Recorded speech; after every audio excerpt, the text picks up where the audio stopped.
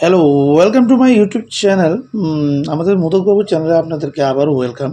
আজকে যে স্টোরিটা বা আমরা নিয়ে আলোচনা করবো এটা হলো ওয়ান্ডারফুল ওয়েস্ট, মানে কি ভিড়ময়কর আবর্জনা।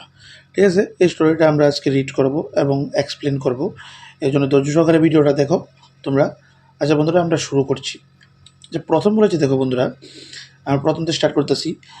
Once the Maharaja of Travancore ordered a grand dinner in his palace.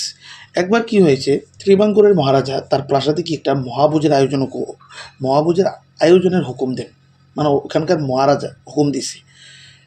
এবং in the afternoon before the dinner the maharaja entered the kitchen to serve the dishes that had been prepare for the feast. এবং কী হয়েছে দেখো, বিকালবেলা কী হয়েছে, খাওয়ার ঠিক আগে রান্নাঘরে ঢুকে কী খাওয়ানো হবে সাধারণত তার খোঁজ নিতে গেলেন। কে গেলেন? মহারাজা।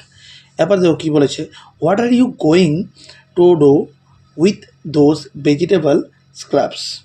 অপ্রয়োজনীয় সবজির খোসাগুলো দিয়ে কী করবে তোমরা? রাজা জিজ্ঞেস করলো। He asked the cook, pointing to the basket of scrubs near the cook. তখন যে তিনি যে রান্না করবে বা যে আছে সে প্রশ্ন করলেন যে পাচকের কাছাকাছি যে আবর্জনা ঝুড়ি দেখিয়ে, মানে এই ঝুড়িটার ভিতরে যে আবর্জনাগুলো ছিল, আবর্জনা বলতে গেলে সবজির খোসাগুলো যেগুলো ছিল, এগুলি দিয়ে কী করবে? তখন ওগুলি কি, মানে যে রান্না করবে ও বলছে যে এগুলো আবর্জনা, এগুলি কী করবো, এগুলি ছুঁড়ে ফেলে দেবো। ঠিক আছে, যে রান্না করবে এগুলোতে এগুলো কি তো আবর্জনা, এগুলো ছুঁড়ে ফেলে দেবো। তখন কী হয়েছে দেখো, রাজা কী বললো, you can not waste all this you can not waste all this bits and pieces of vegetables. আবর্জনা অর্থাৎ সবজির টুকরোগুলি কি ছুঁড়ে না ফেলে কীভাবে ওইগুলিকে কাজে লাগানো যায় তার ব্যবস্থা করুন। মহারাজা হুকুম দিয়ে গেল যে রান্না করে তাকে, ঠিক আছে, আবর্জনা না পারলে সেটা কীভাবে এটা দিয়ে একটা কোনো সবজি বা কোনো কিছুর ব্যবস্থা করা যায়নি এটা লক্ষ্য রাখত। এবং find a way to use them the Maharaja commanded sternly and work away. এবং কী হয়েছে দেখো, কথাগুলো কঠোরভাবে বলে মহারাজা সাধারণত এখান থেকে বেরিয়ে গেলেন। মানে যে এখানে রান্না হবে ওইখানে তো মহারাজা কী করছে, কঠোরভাবে যে রান্না করবো তারে কইছে যে তুমি সবজির খোসাগুলো দিয়ে কীভাবে রান্না করবা কি তাই আমি জানি না, কিন্তু একটা ভালো তুমি একটা কিছু বানায় রাখবে, সবজি না পারলে এসে না। এরপরে কী হয়েছে বন্ধুরা, নিচে যাই। The cook was in a fix and caved staring at the vegetable scraps for some time. যে পাচক ছিল সাধারণত যে রান্না করবে ও বিপদে পড়ে গেলেন। এবং তিনি কিছুক্ষণ আবর্জনা ঝুড়ির দিয়ে কি ফেল করে তাকায় রইলেন যে এটিতে কী বানানো যায়। তারপর কি হইলো দেখো, suddenly an idea flash across his mind. হঠাৎ তার মাথায় কি একটা বুদ্ধি এলো। কী বুদ্ধি এলো? He took all the vegetable bites washes and cleaned them well. তিনি সবজির টুকরোগুলো কী করলো, ভালো করে ধুয়ে পরিষ্কার করে নিলেন। এবং দেন হি কাট দেম ইনটু লং স্ট্রাইপস। তারপর তিনি লম্বা লম্বা করে কি সবজি যে টুকরোগুলো ছিল বড় বড়, এগুলো কি ছোটো ছোটো করে কেটে নিলেন। এবং he put them in a huge pot and place it on the fire to cook.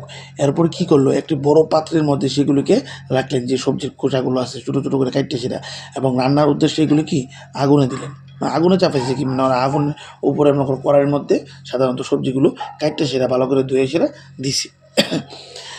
Next, he ground some fresh coconut, green chilies gracefully together. He added this paste and some salt to the cooking vegetables. এরপরে বন্ধুরা কী হলো দেখো, এরপর তিনি নারকেল ভালো করে, সাধারণত নারকেল কোড়াই না, এমন তো পেশাই করছে, সঙ্গে কাঁচা লঙ্কা রসুন পিষে এতে মেশালেন। মানে কাঁচা লঙ্কা রসুন আমরা বাইটটা সেটা আমরা দিই না তরকারি মরকারির ভিতরে, এরকম এটা বাটছে বাইটটা সেটা কী করছে সবজিটার মধ্যে দিচ্ছে। এখন এই মিশ্রণটিকে অল্প নুন দিয়ে সেটা কী করছে সবজিটিকে তাদেরকে ভালো করে লালা দিয়ে লাগছে মনে করো, ঠিক আছে। Tempting smell started coming from the pot. এবং কড়াই থেকে কি একটা লোভনীয় সুন্দর একটা গন্ধ ছড়িয়ে পড়তে শুরু করলো।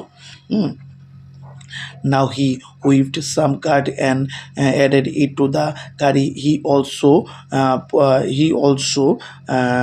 Poured a few spoonfuls of coconut oils and decorated the dish with curry leaves.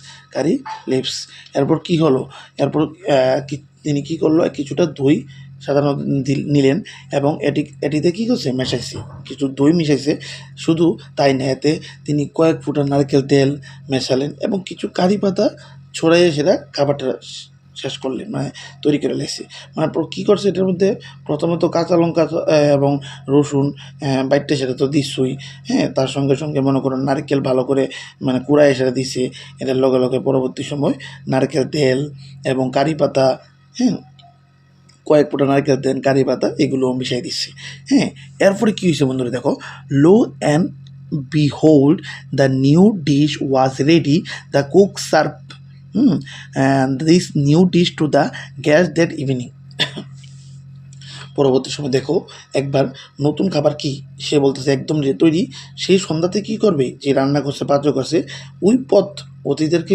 যেই অতিথিগুলো সাধারণত মহাভোজের আয়োজনে মানে নিমন্ত্রণে আছে তাদেরকে কি পরিবেশন করা হবে সাধারণত সন্ধ্যার সময় তখন কী হয়েছে দেখো আমরা নিচে যাচ্ছি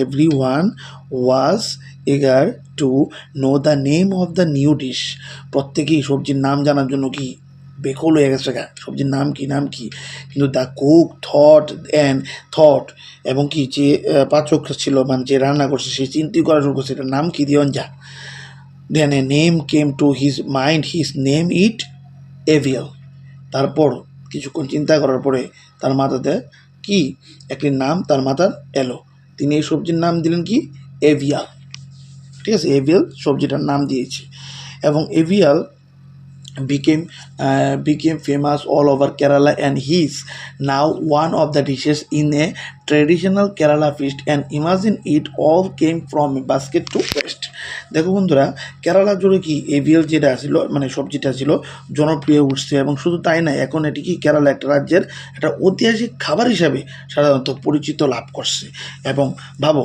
এই খাবারটা প্রস্তুত হয়েছে কি এক ঝুড়ি সবজির আবর্জনা বা খোসা দিয়ে সাধারণত সবজিটা তৈরি হয়েছে তাহলে বন্ধুরা আমরা এই স্টোরিটাতে আমরা কী দেখলাম যে একটা রাজা সাধারণত তার মহলের মধ্যে একটা খাওয়ার একটা নিমন্ত্রণ করছে অনেক ব্যক্তিরা মহাভোজের একটা আয়োজন করছে এই জন্য রান্না যেখানে হয় এখানে কি সেটা যারা রান্না করে তাদেরকে অর্ডার দিছে যে বিকালের জন্য অতিথি আসবে রান্না করার লেখা এবং সে কয়ে গেছে যে সবজি যে খোসাগুলো আছে এটি না পারলে কি একটা নতুন একটা কিছু বানানোর লেখা সব করাভাবে কয়ে গেছে তখন সে পাচক কি চিন্তা ভাবনা কইরা এটি ভালো করে কাটতে সেটা এটার ভিতরে কী করছে নারকেল কুড়া এসে দিছে কাঁচা লঙ্কা রসুন দিছে নারকেল তেল দিছে তার সাথে সাথে কারি পাতা ছিটাই দিছে এবং সব কিছু দিয়ে সেটা সবজিটা রেডি করছে এবং সবজিটাকে বিকালবেলা পরিবেশন করা হয়েছে যে সময় খুবই টেস্ট হয়েছে ওখানকার মানুষ যারা ছিল সবাই পাগল হয়ে গেছে নাম জানার জন্য মানে বেকুল হয়ে গেছে নাম জানার জন্য এবং এটার নামটা পরবর্তী সময় তা কী নাম আছে মাথার ভিতরে সে তো চিন্তা করে আছে কী নাম দেন যা এবং পরবর্তী সময় নাম রাখা হয়েছে এভিয়াল ঠিক আছে এবং কেরালা জুড়ে এই এভিয়াল যে সবজিটা আছে খুবই জনপ্রিয় হয়ে থাকে এবং কেরালা রাজ্যের মধ্যে একটা ঐতিহাসিক খাবার হিসেবে সাধারণত পরিচয় লাভ করছে এবং এই খাবারটা তৈরি হয়েছে কীটা দেয়া এক টুকরি সাধারণত সবজির খোসা দিয়া শুধুমাত্র এই সবজিটা রেডি হয়েছে তাহলে খুব সুন্দর স্টোরি বন্ধুরা যদি ভাল লাগে তাহলে লাইক কমেন্ট সাবস্ক্রাইব করবা আর বন্ধুরার লগে শেয়ার করে দিবা তাহলে আজকের জন্য এতটুকুই পরবর্তী ভিডিওতে অন্যান্য ভিডিও নিয়ে আসবো ঠিক আছে বাই